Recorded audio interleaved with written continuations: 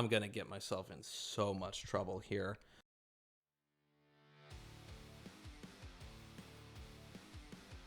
So a couple days ago, I went online and I asked you guys for your bad fantasy hot takes.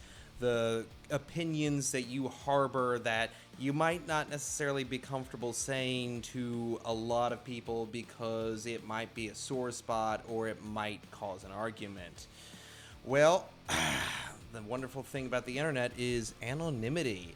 So you guys responded, and oh my god, you guys responded. I went to Reddit specifically under the r/fantasy subreddit, and this is the largest Reddit thread I've ever started. You guys came out of the woodwork on this one. 349 upvotes, 1,114 comments. So there's obviously no way in hell I'm going to be able to read through all of these, but I'm going to scroll through and read some of them off, and the ones that are interesting, that I like, or hopefully that are funny, we'll react to. So let's see what we got here. When I first started this thread, I was kind of keeping up with what was going on, and then within a matter of hours, it got out of hand, and I just had to shut down. So I haven't even looked at this subreddit in a couple of days. All stories don't need romance, and I'd rather see the evolution of a complicated friendship. Yeah, I can understand that. I can see that one. There is sort of a tendency to ship any two characters that have a interesting dynamic, and I can see why you might want to explore a friendship for a friendship's sake, but at the same time, let people have their fun. Most film and TV adaptations of Neil Gaiman's stories are better than the source material. I can think of only two exceptions: American Gods, whose TV adaptation is watchable, I disagree, but scattered, understatement, and Good Omens, whose TV adaptation is absolutely excellent, but still not as good as the book. I haven't actually seen that many Neil Gaiman adaptations. I've seen the first half of the first season of American Gods. I've seen Good Omens. It's one of my favorite limited series ever. I'm really excited for season 2. And I've seen Sandman. And So Sandman and Good Omens are certainly more digestible in their adaptation form than they are in the original. But I haven't seen any other Neil Gaiman, so I can't comment either way. I'll be curious what you guys in the comments have to say about that. As for American Gods, bro, I'm sorry, that crap is absolutely not watchable. I mean, American Gods was appalling. I think I still have the DVDs somewhere, but I don't know why. It was an absolute disgrace, and I'm ashamed that that show ever got made. It is an abomination on one of the best books I've ever read. Just because something achieves what it sets out to doesn't make it good. You, my friend, are describing my reaction to Prince of Thorns. Prince of Thorns, that book has a very specific vision that it wants to achieve, and it does so, and it's revolting. I hate Prince of Thorns. I think Mark Lawrence is a fantastic writer. You have to be a good writer to be able to pull off what he did in that book. And I'll dig into more of his stuff, absolutely. But yeah, I'm inclined to agree with you here. Prince of Thorns achieves what it sets out to do, and what it sets out to do is kind of nauseating. Oh, somebody mentions Thomas Covenant. I haven't read Thomas Covenant, but I've dug into the series a little bit through articles and stuff, and yeah, I can absolutely see how you would draw the parallel there. People who complain about the oversaturation of grimdark in the genre are repeating a tired old meme. It hasn't been a dominant force in fantasy fiction for 5+ years. but its reputation as the only thing going has long outlasted that period of prominence. And I say that as someone who didn't particularly care for the famous examples of it. I think you're right that Grimdark doesn't hold the position it once did. I remember everyone believed Grimdark was the future, but that was also when the Game of Thrones TV show was extremely popular. I think what you're seeing now is a little more stratification of different types of fantasy subgenre. Right now, especially due to the influence of book talk, fantasy romance is getting absolutely huge, and we're seeing a big emergence of that market. And meanwhile, the grimdark lords like Joe Abercrombie, Scott Lynch, those guys are holding hard, but the people who kind of rose with them, who maybe didn't achieve the same level of prominence, they're not as dominant as they used to be. So I agree with you. Not everything needs to feel realistic. Sometimes a bit of random weirdness and whimsy is good and fun. Yeah, absolutely agree with that. Not everything needs to be reimagined. I like Tolkien-esque fantasy. I want haughty elves and grumbling dwarves, swordsmen and wizards. New interpretations are great too, but so many times it comes with looking down on the same tired fantasy tropes. Yeah, I can understand that. I think there's definitely still a place for classical fantasy. I wouldn't be surprised if in another 10 or 20 years we are going to start seeing a resurgence of classical style fantasy. What I would love to see, and what I think you'll get, is classical style fantasy with some of the modern adaptations and some of the modern tweakings. I think you might see more classical fantasy with more modern prose style and a more modern method of plotting, more modernistic plots. The film Stardust is better than the book. There's a film? The slog from the Wheel of Time is real and the revisionists are wrong. Oh, absolutely. I didn't even know there were revisionists on this. I would say the slog isn't as bad as everyone would have you believe. The slog is kind of a meme, but I don't think it's as terrible as everyone says. But yeah, it's totally there, 100%. This is a weird one. Fantasy fandom on a whole is very conservative or puritanical, a little misanthropic too. I wish more fantasy was about the actual adventure and magic. Too many constipated military campaigns and endless bivouacking. Fantasy writers and readers should read more literature and classics, taking inspiration from people like Faulkner for a fantasy series. Sounds awesome to me. The recent interest in slice of life or very low stakes fantasy shows a growing demand for more than just plot and world building. What if Infinite Jest were fantasy instead of sci-fi?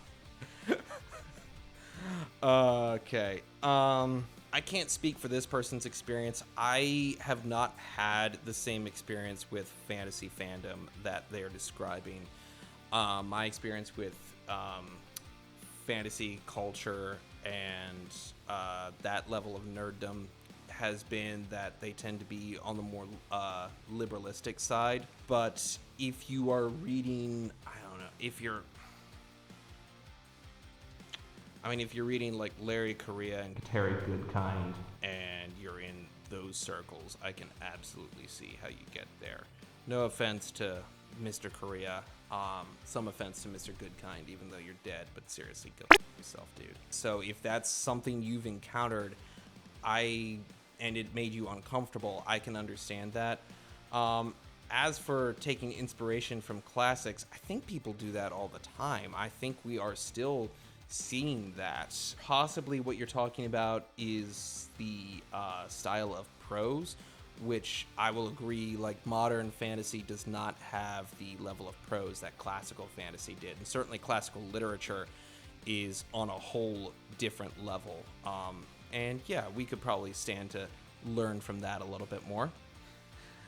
I saw this one and I do love it. Making your book longer does not make it better. It almost always makes it feel worse to read than if you had simply broken it up into more books. I hate this trend of being unable to find a fantasy series where all the books aren't 400 plus pages, and more commonly, even 600 plus pages. If this is going to make your series too long with too many books, you've got too much going on or need a better editing process. Yeah, I can absolutely understand what you're saying. I mean, I think part of why I love epic fantasy is because I love part of the experience of working your way through all these massive books. But at the same time, my favorite series of all time is Discworld, and none of those books are particularly large. And you can go through an entire Discworld book on a single car ride if you're like taking a road trip or something. So for the record, I think Terry Pratchett is the greatest fantasy author of the modern age, and unfortunately, I think we lost him too soon. I totally agree with you, but at the same time, I love these massive chihuahua killing books, so I'm gonna keep reading them. I don't like Name of the Wind. The main character is a sad boy who constantly makes bad decisions, even when everybody tells him it's a bad idea because he thinks he knows better or that he can get away with it. Yeah, so this was actually a pretty common one in here. I couldn't find the thread that I wanted, or the comment that I wanted, which described Name of the Wind as neckbeard fantasy. But I'm sorry, Mr. Rothfuss, it really kind of is. Name of the Wind, the Kingkiller Chronicles, I appreciated them when I read them. They carry really unfortunate elements of Mary suing and misogyny, and it's not good. Talking with Kvothe or reading Kvothe is like talking to the guy in the comic book store who wants to tell you how freaking awesome his D&D character was, and you can't even understand him, and you know he's lying. Okay, so this is a response to a comment I made at the top of the thread that I considered Harry Potter to be overrated. Now, I've already done a video where I talk about my top 5 YA series, and I admit that Harry Potter is excellent. It's on that list, but my hot take was Harry Potter was overrated and the world building falls apart when you pick at it. And somebody's responding here. Harry Potter is indeed overrated, but people who read too much into the world building are missing that at least 3/4 of what's there is literally just a flight of whimsy or a joke. No rational person would make a money system that depends on 17 and 13. One of the first introduced characters is named Daedalus Diggle, and he goes on to list a bunch of other examples. And yeah, I get that. I get that it's all supposed to be a joke. If it was held that way by the fan base, I would be okay with it. But unfortunately, it's not held that way. I'm asked to take Harry Potter seriously on a fairly regular basis, and I appreciate that the fan base absolutely adores these books. I am happy that they do, but you can't honestly expect me to take the world of Harry Potter and hold it up to Tolkien or Terry Pratchett or Robert Jordan or Sanderson or George Martin or, if you want to go urban fantasy, since that's basically what Harry Potter is, you can't expect me to hold it up to the same level as The Sandman or Harry Dresden. You can't expect me to do that and take it seriously, because the second you really dig into Harry Potter's lore, the second you start pulling at any of those threads, the whole world falls apart.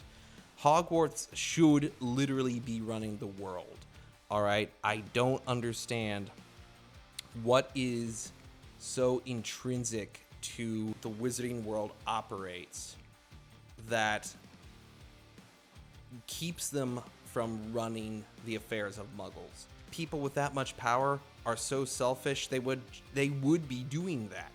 I'm not gonna keep going. I'm already digging my own grave. I can hear the Potterites getting their wands out right now. I will probably be hit with an Avada Kedavra spell the second I walk out my door, and I'm okay with that.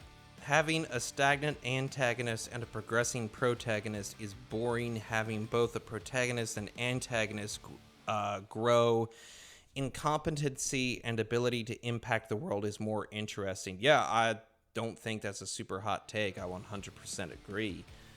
I think that's a really, really good way to raise the stakes while also giving your story a sense of progress. I got no issue with that at all. There is absolutely no reason a book series should be double or triple digits in terms of amount of books in the series. At some point, you run out of creativity and are better off just stopping. Also, it's perfectly reasonable to not want to read a book series because of how dense it is. Cough, Wheel of Time. Yeah, that last part, 110%. If you don't want to get it, if you know you're not going to want to get into a 14 or 15 book series, don't pick up The Wheel of Time. Don't pick up Discworld. Like, don't pick up these massively long series arcs. There is nothing wrong with that whatsoever. Those series are huge time commitments, and not everybody wants to do that. As for a book series should not be going into double or triple digits, dude, look up the Horus Heresy. It will horrify you. Okay, some of you were barely trying, I do have to say. Like this guy, a lot is capitalized, of popular fantasy is really pretty bad and offers almost no sense of the world or the characters. Authors put almost zero attention into letting their reader feel immersed through describing settings and aesthetics. It's interesting that you have that complaint, because most people have the exact opposite complaint about fantasy, that it's too rambly, the prose is too purple. But also you make this claim that could be really interesting, and you don't show your work, bro. I need examples. I need you to explain where the hell that one's coming from. Most fantasy novels are 100 pages too long. I find fantasy out of any genre tends to overwrite. Stories that could be 400 pages balloon into 500 plus for very little reason.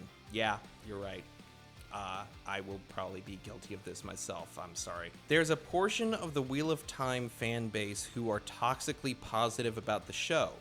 I believe it is because A, they're just happy to have an adaptation, and B, they don't want to be seen as aligning with the racist portion of the fan base who was angry that non-white people were cast in the show. In my opinion, the show is mediocre TV and a bad adaptation. It's possible to change. We'll see if season 2 improves it. Okay, so yeah, for the record, I have not watched The Wheel of Time, and I have no intention of watching The Wheel of Time because I wasn't impressed with the previews, and the reviews I was hearing were not encouraging for me. Now, I am in this poster's exact same category. I don't like The Wheel of Time, or I don't want to watch The Wheel of Time show, but I'm afraid to say that, even though I'm saying it to strangers on the internet right now. I'm afraid to say that because I'm going to get lumped into the racist category. With people are going to assume that I am against this show because of the castings. For the record, I have heard that the castings on this show is actually one of the things they got really, really right. I've heard the actors are incredible in their roles, and they're doing the absolute best they can with what they have. I just don't like what I'm hearing in terms of the adaptation and the retelling. It's hard to say that without being accused of being a racist pig, which I understand because there are an awful lot of them out there, but it's not me and it's not this poster. So Brandon Sanderson is an okay writer who just publishes a lot. Yeah, you're not totally wrong. I wouldn't say that Brandon is the best writer in the genre at the moment. I think he's the best creator in the genre. I don't think there's anyone else right now who is building a world and a fan base and a mythology in the same way that Brandon is. I once heard Brandon say on one of his live streams that he wanted to be like Stan Lee, create a world and a cast of characters that people could identify with and appreciate and could fill with their own stories. And he's really well on his way to doing that. I think that the Cosmere, I'm really hoping the Cosmere becomes something that is larger than Brandon and lives on past Brandon. The world of fantasy could certainly use a broader spectrum of characters. As a proud redhead myself, I can't help but notice that there's a plethora of red-haired male protagonists populating our genre. Hello, Rand. How about shifting gears and featuring more characters like Tau from Evan Winter's Rage of Dragons? There's room for everyone in fantasy, and it's high time we saw more of this variety in our narratives. Oh, and there's an edit. As an author, I'm guilty of the same. We'll have to see what I can do about that. Yeah, I agree with you. I think you are seeing more of a push towards a broader spectrum of fantasy protagonists. Tau is actually a great example because Rage of Dragons is a really groundbreaking book and has even ended up on the Time 100 Best of Science Fiction and Fantasy. It's putting greater emphasis on a wider spectrum of people who can inhabit the protagonist role in the fantasy genre. Modern fantasy and sci-fi suck due to feeling too sanitary. 70s and 80s is where it's at. Give me Elric of Melniboné or Shadow of the Torturer over Brandon Sanderson stuff any day.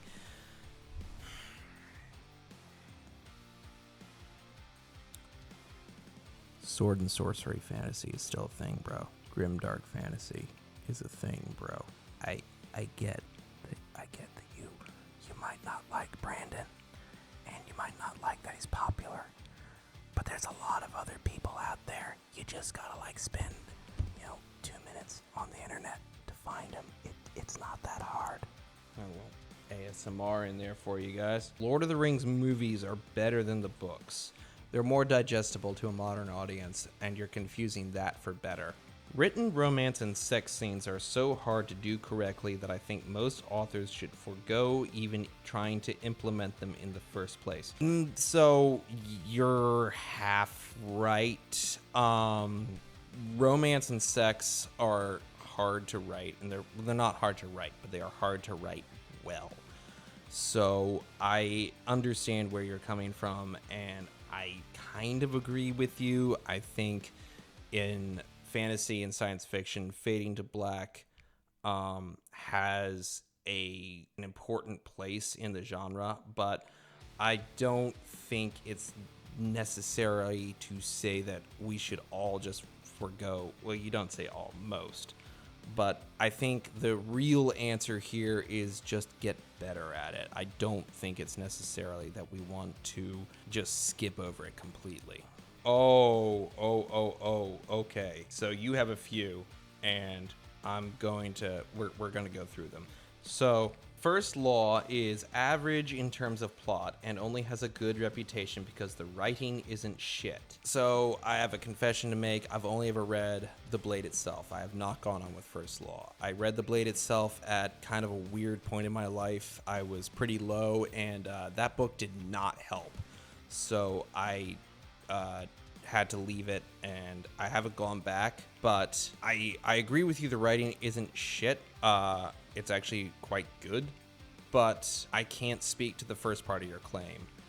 I will revisit The Blade itself, but not right away. All right, and we're gonna skip over your second one. We're gonna go to your third one instead. A Song of Ice and Fire may have been disruptive for the first 4 books, but going back, it feels like George R.R. Martin sacrificed his characters for no reason other than to keep having cheap plot twists.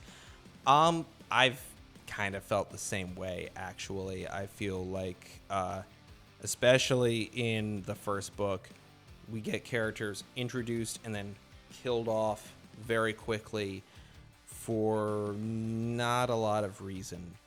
The dire wolves are the biggest example of this. They get introduced and you think it's going to be a big deal, and then they immediately become irrelevant. It's really annoying because that's a really cool idea and just nothing gets done with it. And then we come to your second one. John Gwynne is a below average author who keeps going on with his cliche Vikings with little to no innovation on his own.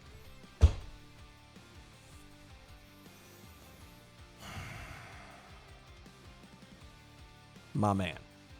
All right, to be fair, I have only read the Bloodsworn Saga, and I've only read the first two. The third is not out at the time of recording.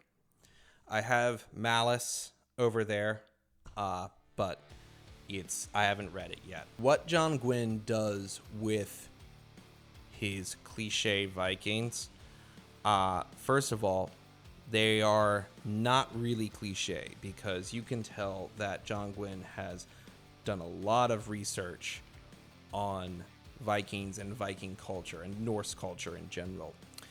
You can tell that he knows what he's talking about, and his world feels fully realized in a way that a lot of fantasy authors could really only dream about. The other thing that John Gwynne is doing is John Gwynne is doing something I mentioned earlier in this episode. John Gwynne is taking sort of a classical ideas, classical fantasy tropes and plot lines, and giving them just a little twist, a little nudge towards the modern. His prose is very modern, but feels appropriate for a very old world. His plot, you could take the basic structure of this plot, plunk it in a European Tolkien-esque fantasy, and it would work absolutely fine. But that's not what he's doing. What he's doing is he's taking that plot and plunking it into a very well fleshed out, fully developed Norse-themed setting, which makes it feel fresh and different in it is familiar but strange. And he's also accelerated the pacing of a lot of these plot tropes. The things that happen in book 2 that would normally be the end of a trilogy. The things that happen in book 1 you would normally take 2 books to cover. He is taking classical plots and putting them through modern pacings in a world that's just slightly off from what you expect, and a world that is more fully developed and realized than the vast majority of fantasy writers are performing right now. Oh, bro, you are calling me out. Oh. You got my dog going. That's how good this is. Hot takes about anything are little more than a way for people to tell everyone how they're so not like other girls. That said, I love the drama and arguing they can stir on the internet, so I'm going to sort by controversial and enjoy the dumpster fires before the mods lock things down.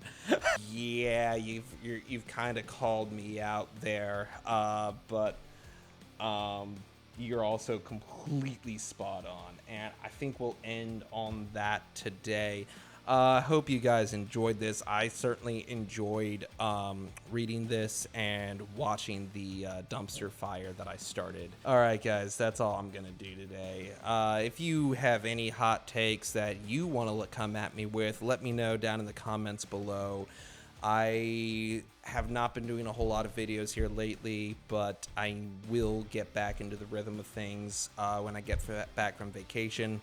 You'll be seeing more of my ugly mug here pretty soon. I'll also have more news about Huntsman's War very soon, I promise. And until next time, guys, bye-bye.